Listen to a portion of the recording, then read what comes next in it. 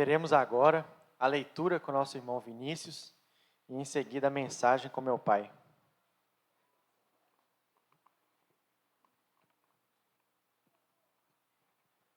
Bom dia.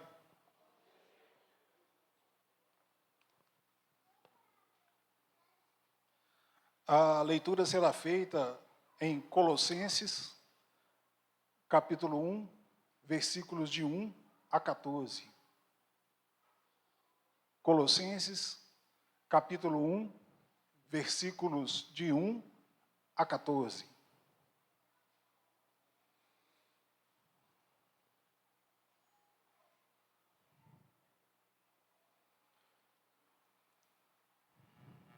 Paulo, apóstolo de Cristo Jesus, por vontade de Deus, e o irmão Timóteo, aos santos e fiéis irmãos em Cristo, que se encontram em Colossos.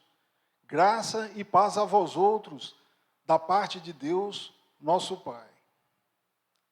Damos sempre graças a Deus, Pai de nosso Senhor Jesus Cristo, quando oramos por vós, desde que ouvimos da vossa fé em Cristo Jesus e do amor que tendes para com todos os santos, por causa da esperança que vos está preservada nos céus, da qual antes ouvistes pela palavra da verdade do Evangelho, que chegou até vós, como também em todo o mundo, está produzindo fruto e crescendo. Tal acontece entre vós, desde o dia em que ouvistes e entendestes a graça de Deus na verdade, segundo fostes instruídos por Epáfras, nosso amado conservo, e que, quanto a vós outros, fiel ministro de Cristo, o qual também nos relatou do vosso amor no Espírito.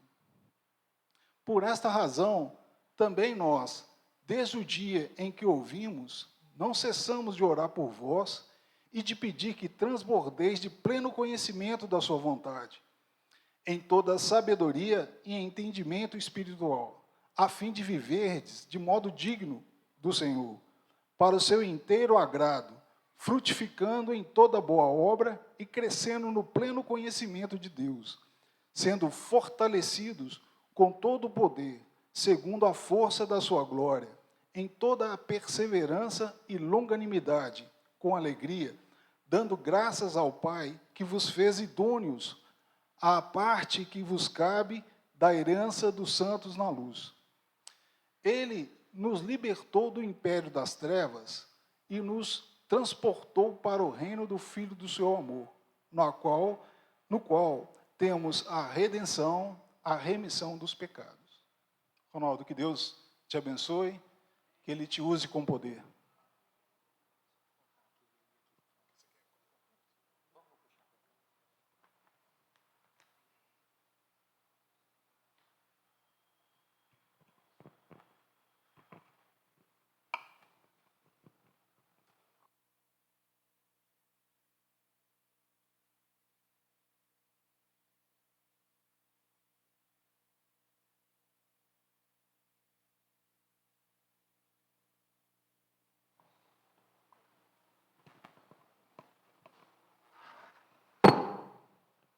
Opa, está funcionando. Bom dia, irmãos. A graça e a paz do nosso Senhor e Salvador continue nos abençoando, amém? Antes da gente dar início de compartilhar, a palavra do Senhor, nosso irmão Toninho está pedindo que a igreja esteja orando, intercedendo pela irmã dele, Dinalva, que está internada e está passando por uma situação crítica, que a igreja esteja orando por ela, tá? Dinalva. Amém, Toninho? É isso mesmo?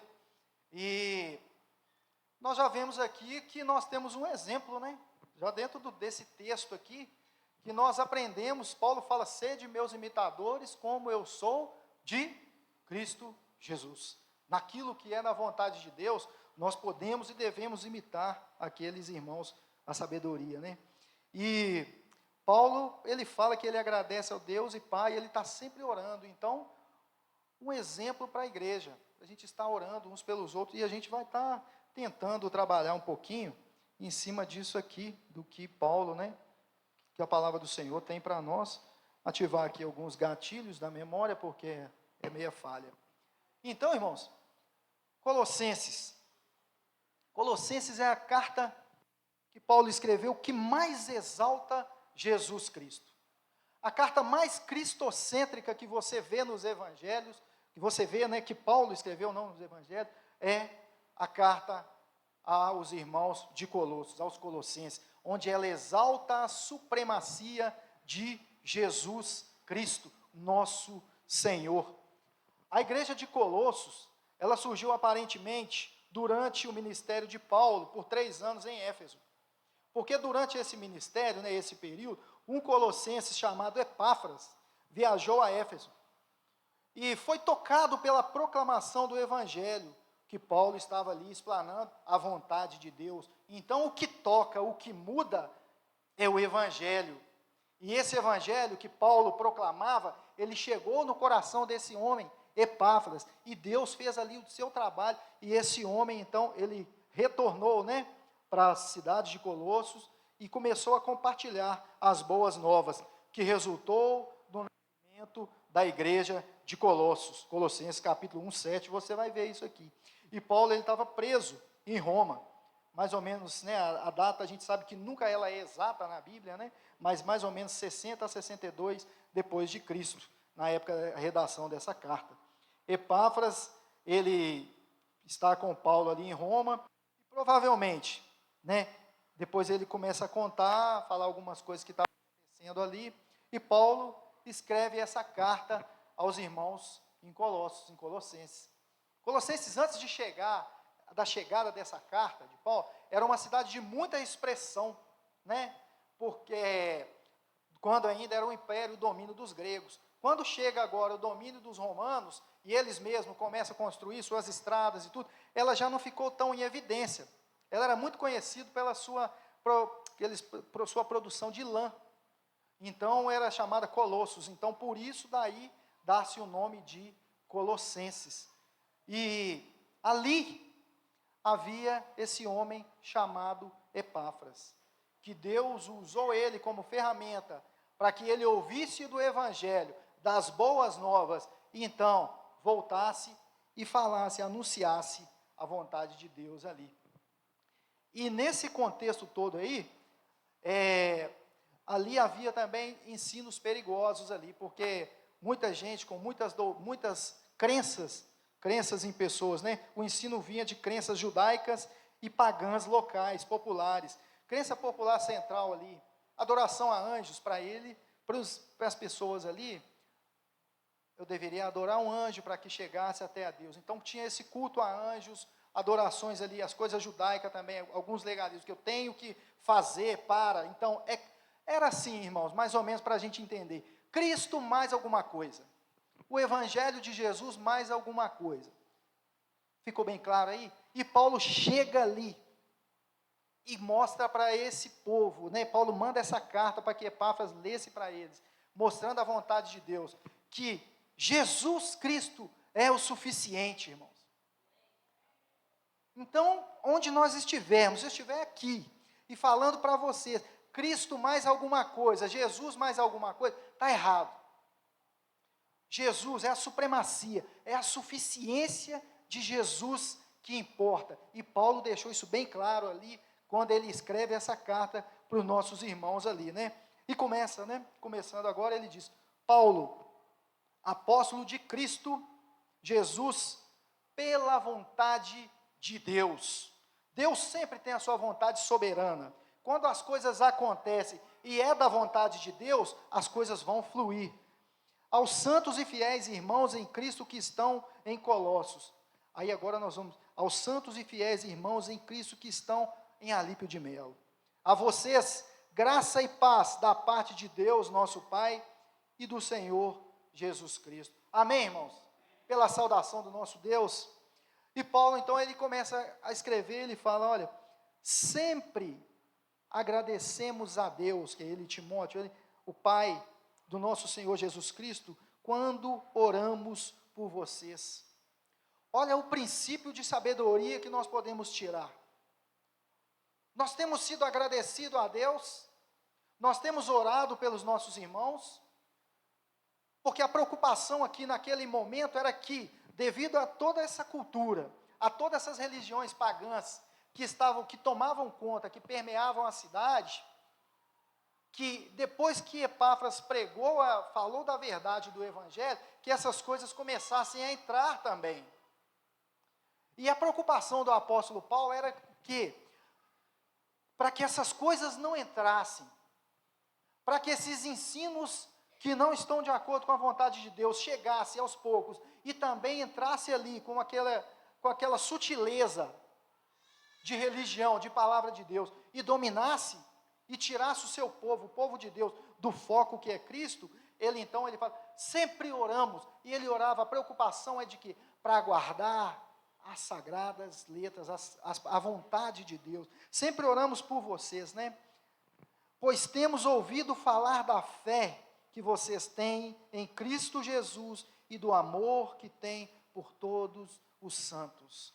Olha a graça de Deus com aquele povo. No meio de tudo aquilo que acontecia, Paulo ora e fala, pois eu ainda temos ouvido a falar da fé que vocês têm, igreja. Nos dias de hoje, nesse século em que vivemos, onde as coisas vêm nos nortear a nossa mente, onde várias e várias coisas vêm com o nome de sagrado, mas não é. Será que o apóstolo Paulo podia orar e dizer para a igreja em Alípio de Melo, que sempre oro por vocês, pela fé que vocês têm, que nós temos? Será que ele poderia orar e dizer, e o amor que vocês têm para com todos os santos? Afinal de contas, né, Carlinhos, a igreja em Alípio de Melo é conhecida aí pelos irmãos que são amorosos. Eu estou mentindo? Irmãos amorosos. Mas por quê, irmãos? Será que é porque nós somos melhores do que os outros? De maneira nenhuma. Porque a graça de Deus que está sobre nós tem nos dado esse dom, esse privilégio. É tudo por Ele. E a carta sempre fala nisso. Então, quando ele fala disso, né, porque tem um amor por todos os santos, por causa da esperança que lhes está reservada nos céus, a respeito da quais vocês ouviram por meio da palavra da verdade, o Evangelho, aí no capítulo 5, irmãos. Por meio da palavra da verdade, a esperança que vocês... Eles ouviram então, entendendo, eles ouviram de uma esperança que estava lhes reservada nos céus. Essa é a nossa esperança. A nossa esperança é Jesus, que está acima de tudo. Não é um tema político. Não é um chavão. Jesus está acima de todas as coisas. E quando ele fala disso para ele, dessa esperança, nós devemos meditar e pedir sabedoria ao nosso Deus, onde nós temos colocado a nossa esperança. Onde nós temos depositado a nossa esperança aqui, como igreja. Nós não estamos falando para os lá de fora agora, para aqueles que ainda não conheceram a verdade do Senhor, mas que pela sua misericórdia eles podem conhecer e um dia estar no meio de nós. E Deus tem até usado muito dos irmãos para trazer essas pessoas aqui. E quando esses irmãos estão meditando e estudando na palavra e mostrando o Evangelho, a esperança que é mostrada para aqueles que estão chegando é Jesus Cristo. Esse é o motivo da oração. Esse é o motivo do Evangelho, que aponta para uma coisa superior, que é para o nosso Senhor Jesus Cristo. Quando ouvimos falar da esperança, né, por meio da palavra da verdade, Jesus é a verdade, irmãos. Essa é a nossa esperança. Essa deve ser a sua esperança naqueles momentos de angústia. Aqueles momentos que as notícias ruins chegam o tempo todo. Agora, nem só pelo aparelho de televisão, né? Mas agora pelas mensagens. Está acontecendo isso, está acontecendo isso, está acontecendo isso. Se nós voltarmos os nossos olhos e o nosso coração somente para essas notícias, nós vamos ser os homens mais infelizes dessa terra. Porque a nossa esperança não está aqui. A nossa esperança não está centrada no que o homem, no que o governo, no que pode acontecer aqui. A nossa esperança é em Jesus Cristo. E Ele tem te sustentado, igreja. Por mais que você ouve e eu também, porque nós não estamos aí, né, alheios, viajando, sabendo das coisas que têm acontecido aí, mas essas notícias, elas não podem abalar a sua e a minha fé. Elas não podem tirar a nossa fé, tirar o nosso foco, porque a partir do momento em que começarmos a olhar para essas coisas, nós vamos esquecer aquilo que realmente tem importância, Carlinhos, que é a salvação da nossa alma, que é Jesus, que já comprou, que já nos salvou. Nós já somos salvos em Cristo Jesus, irmãos. Você tem que ter essa convicção. Apesar das nossas dificuldades, das nossas mazelas, nós somos salvos em Cristo. Porque ninguém tira da mão do Senhor a sua ovelha. Ninguém tira. A gente tem que crer nisso. Ter essa certeza. Porque aí nós vamos continuar mais fiéis ainda a Ele. Não para alcançar, não porque nós já alcançamos. Não é meritocracia, é graça. Se fosse por mérito, ai de nós. Então ele ora, ele fala disso, né? Dessa esperança que está reservada nos céus, que vocês ouviram por meio da verdade, o Evangelho de Jesus Cristo. O Evangelho é as boas novas do Senhor, irmão.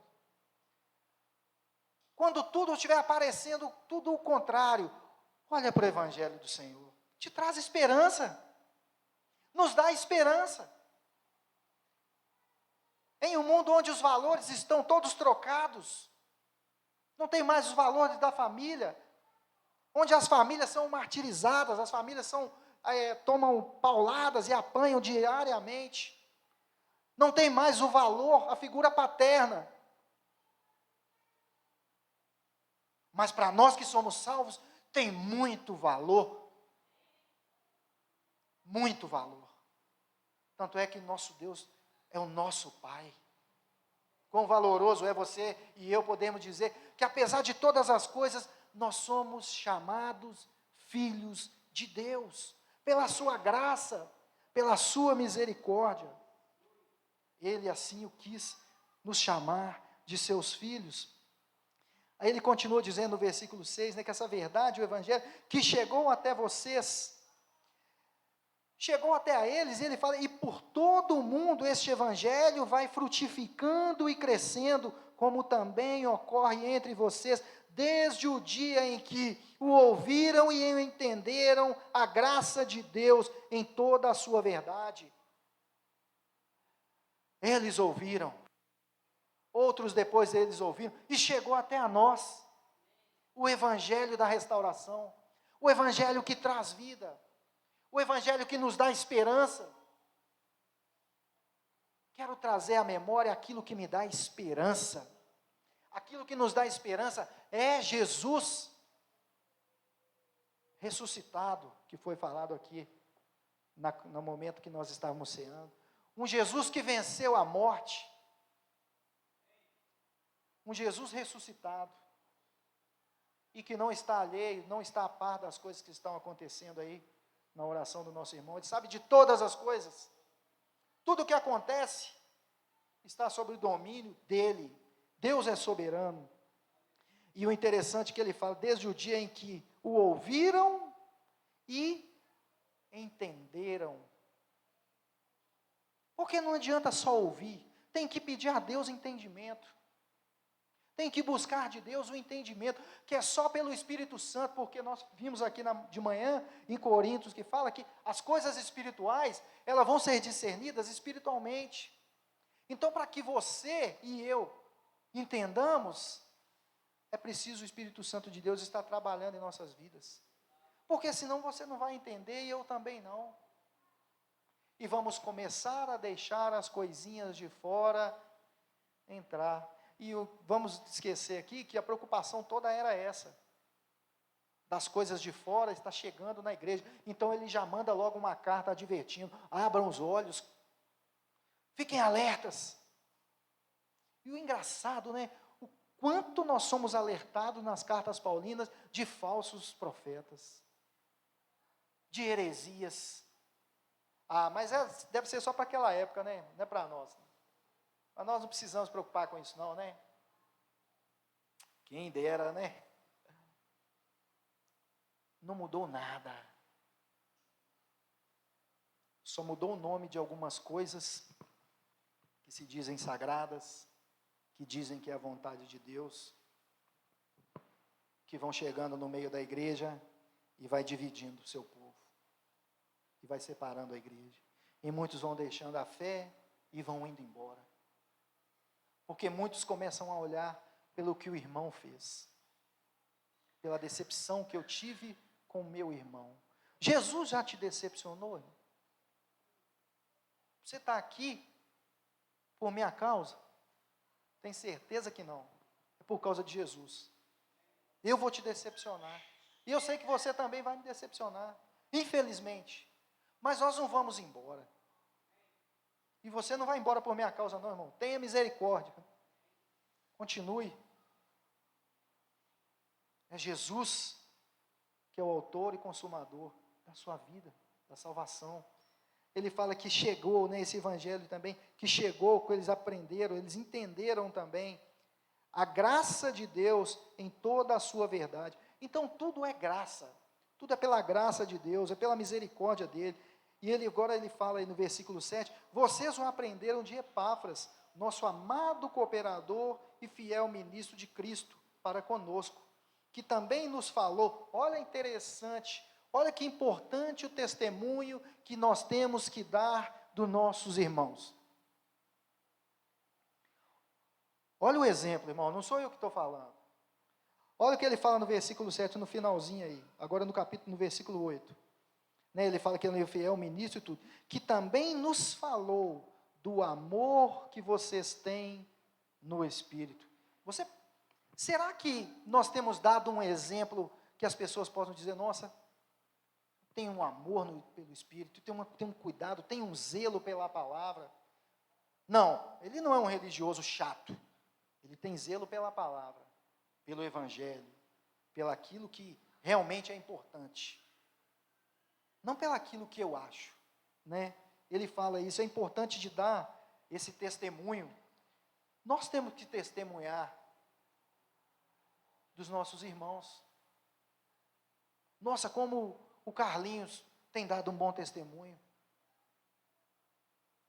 Como que tem mudado, como as coisas têm acontecido, como as coisas têm mudado, como a trajetória, como a igreja tem sido abençoada pelo zelo do irmão com o Evangelho, com a palavra de Deus.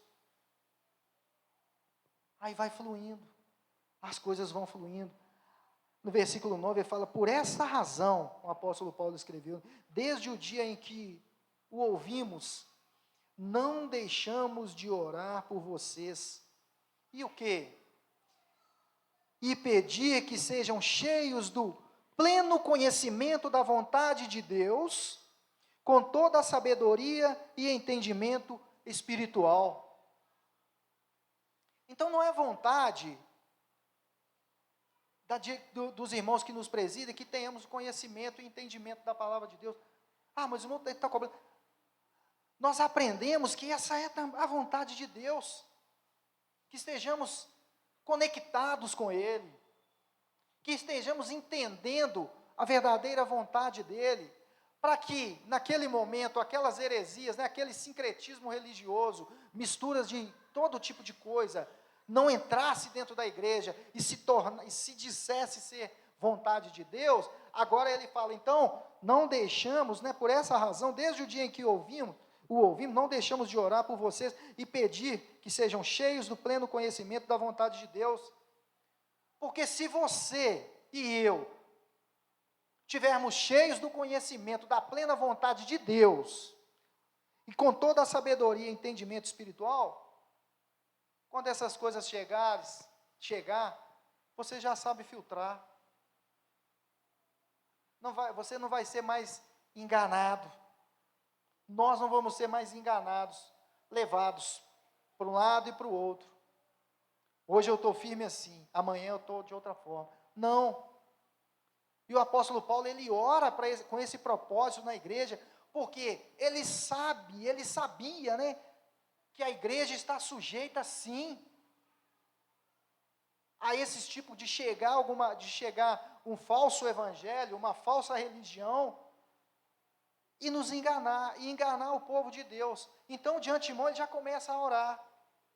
E começa, eu oro para que vocês, se vocês tiverem esse entendimento, vocês não vão mais se preocupar e ficar entendendo que não é os anjos, não é o judaísmo que eu tenho que fazer isso, eu tenho, né, que fazer várias coisas. Acabou. Que o evangelho, ele liberta. E quando eles ouviram o evangelho da verdade, que falou aqui nos versículos antes, eles entenderam. Quando eles ouviram e entenderam, fica mais difícil das coisas entrarem. Fica mais difícil da congregação ser enganada, cara. Os irmãos estão mais com os olhos abertos. E essa é a vontade de Deus, irmão, não é chatice, não. Você quer que o seu filho seja enganado lá na escola onde ele está? Aprendendo secular? Porque eles vão ensinar lá muitas coisas, muitas escolas vão ensinar lá que o menininho, ele não precisa de preocupar se ele é menino ou se ele é menina. É a sua responsabilidade ensinar para ele que ele é homem. Então é a responsabilidade daqueles que são cooperadores no reino, de ensinar a verdade de Jesus, de ensinar a vontade de Deus, de me ensinar, de nos ensinar que nós devemos estar atentos com aquelas coisinhas que parecem vontade de Deus, mas não é.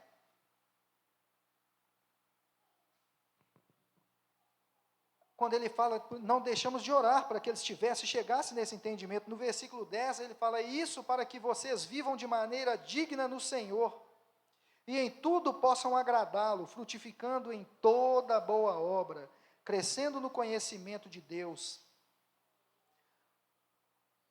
Quando temos esse entendimento, quando o Espírito Santo nos revela, ele vai dizer, para que vivam de maneira digna no Senhor. Como viver de uma maneira digna no Senhor? Para o Senhor, se não sabemos, se não entendemos.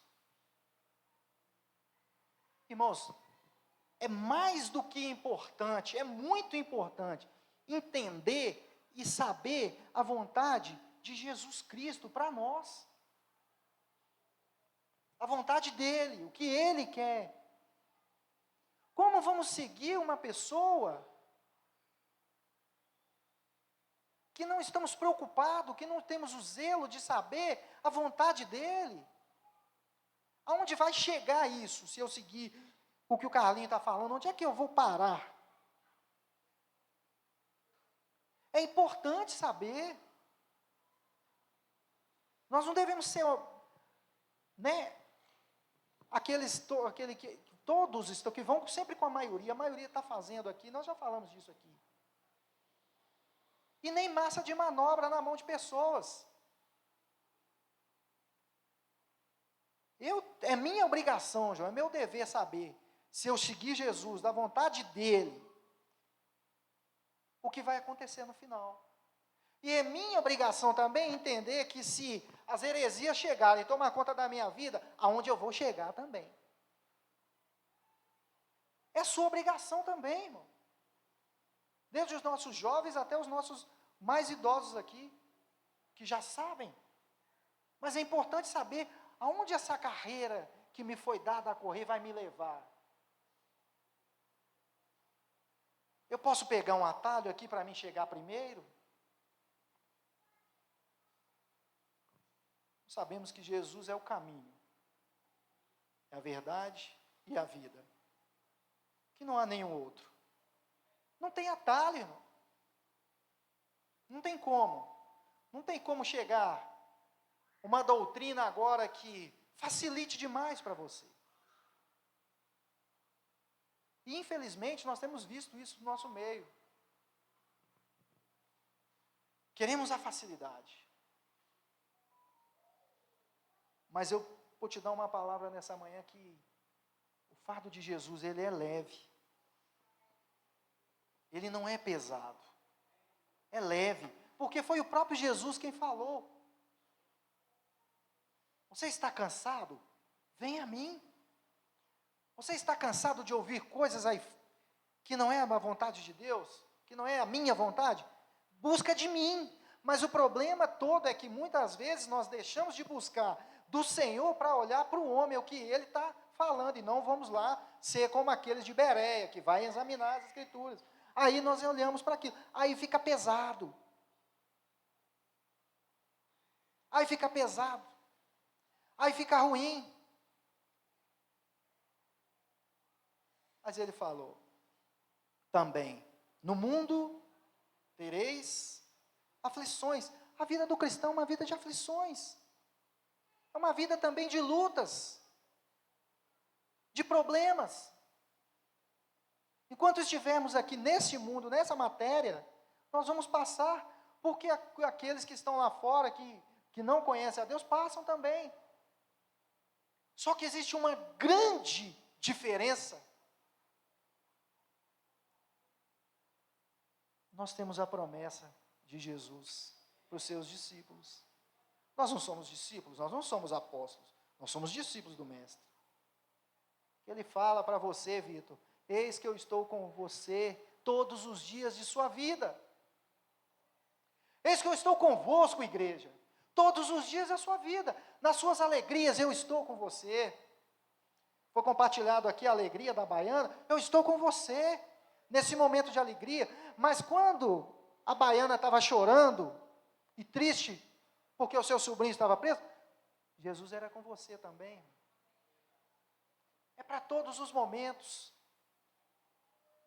Então, é conhecer aquele que nos chamou, é saber a vontade dele, é buscar a sabedoria do alto, porque ela não vai dissipar.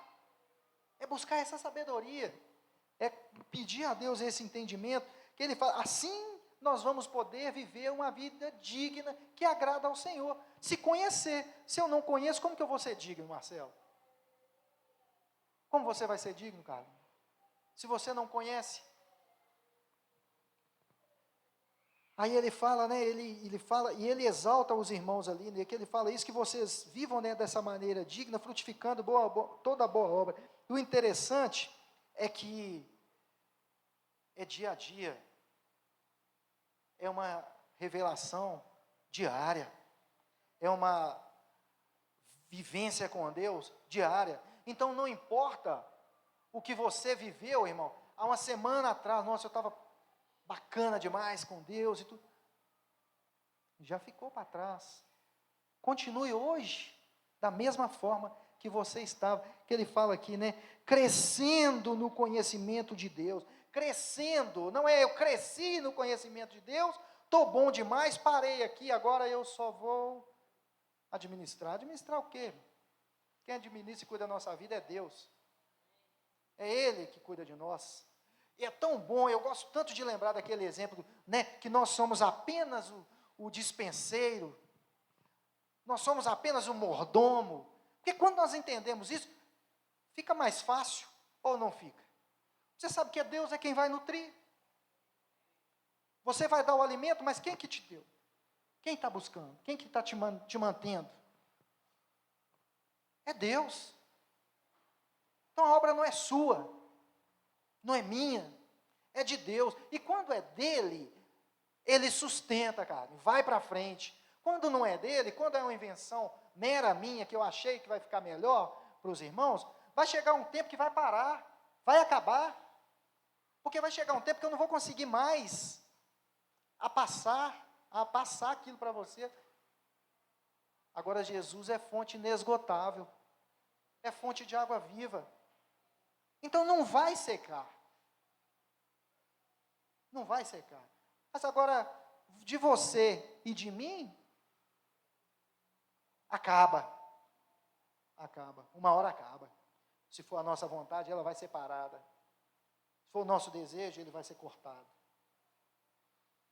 É bom que seja cortado para que frutifique ainda, né? É melhor ser cortado do que ser arrancado e jogado ao fogo. Ainda que corte, ainda que doa. Mas, né, ao orvalho ali das águas vai florescer novamente, né? Já viu aquela árvore que ela é cortada um galho ali, que ela é podada porque estava incomodando alguma coisa, aí você vai lá e poda, aí com o tempo ela começa a florescer de novo, dá as suas galhas e começa ali.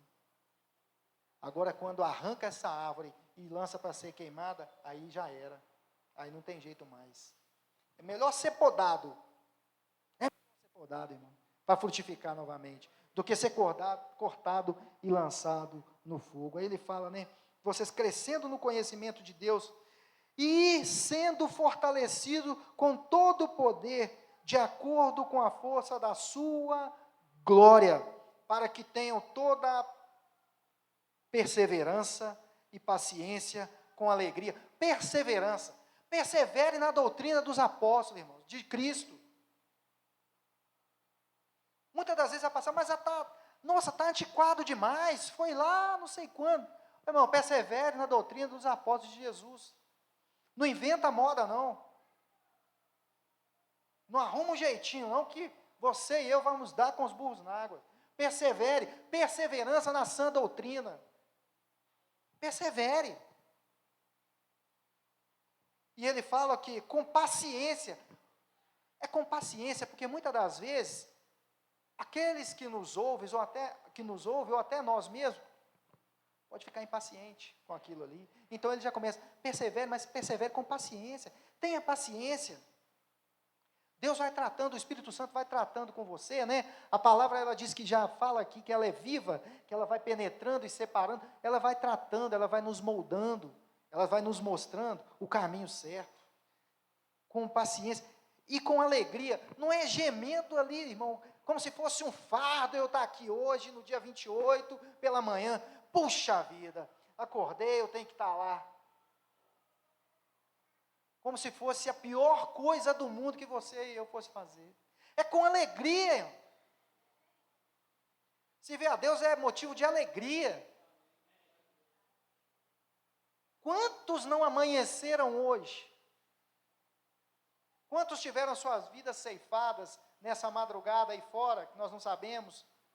Às vezes assassinados, acidentes, infarto fulminante, tantas coisas. Muitos não tiveram tempo nem de se arrepender e voltar para o Senhor. Então é momento de mais do que alegria estarmos em Cristo. Nós somos mais do que abençoados. Ah, mas eu vou esperar, o melhor de Deus está por vir ainda. O melhor de Deus já veio, irmãos, já morreu e já ressuscitou. É Cristo Jesus, é o melhor de Deus para nós. E Ele já veio. E Ele vai voltar, essa é a nossa esperança. O que difere nós daqueles que não confessam a nossa fé, essa esperança de que Jesus vai voltar e vai buscar a sua noiva. Vai buscar a sua igreja. Mas persevere com paciência na doutrina dos apóstolos, na doutrina do Senhor, né? Com alegria, dando graças ao Pai, que nos tornou dignos de participar da herança dos santos no reino da luz, dando graças ao Pai, porque foi Ele, irmão, que se tornou digno de participar da herança do seu Filho, foi Ele que me tornou digno. É tudo por Ele. Aqui ele já começa a mostrar para os irmãos aí em Colossos, que não era mais nada daquilo, não era aquela religião, não era culto aos anjos, não era idolatria, não era que os anjos fossem interceder, mas é tudo por Cristo. Ele era antes de todas as coisas. Não é os deuses que ficavam, os deuses gregos. É Ele. Não precisa de mais nada, Cristo é o suficiente. Aí ele fala, né, que Ele nos tornou dignos de participar dessa herança dos santos no reino da luz. Agora no versículo 13, aí, pois Ele nos resgatou do domínio das trevas e nos transportou para o reino do seu Filho amado. Foi Jesus que te resgatou, irmão. Foi Ele que me resgatou do reino das trevas. Porque quem não está no reino da luz, está no reino das trevas, irmão. Não tem meio termo. Ou você e eu estamos com Deus, ou nós não estamos. O muro já é do diabo. Em cima do muro, você já está condenado. Ou você está de um lado ou você está de outro. E Ele nos resgatou do reino das trevas. E agora, pela sua misericórdia, Ele nos colocou no reino da luz, do seu Filho. Em quem temos a redenção, a saber, o perdão dos pecados. Em quem você tem a redenção dos seus pecados? É Jesus Cristo. Foi Ele quem pagou os seus pecados. Não há mérito nenhum para você e para mim. Toda a honra e toda a glória é de Jesus Cristo. Ele que foi até a cruz do Calvário e nos tirou do reino das trevas e nos colocou no reino. E nos ensina através das palavras dele que devemos continuar crescendo, buscando sabedoria e entendimento espirituais de Deus, para que possamos viver de forma digna daquele que nos chamou e nos resgatou. Nós temos que conhecê-lo. Que Deus nos abençoe, irmãos. Tenha uma ótima semana. Eu vou pedir o nosso irmão, o pastor Carlos, que venha aqui à frente, faça uma oração para a gente estar encerrando. Os meninos autorizaram, né? Estou autorizado aqui. Está encerrando.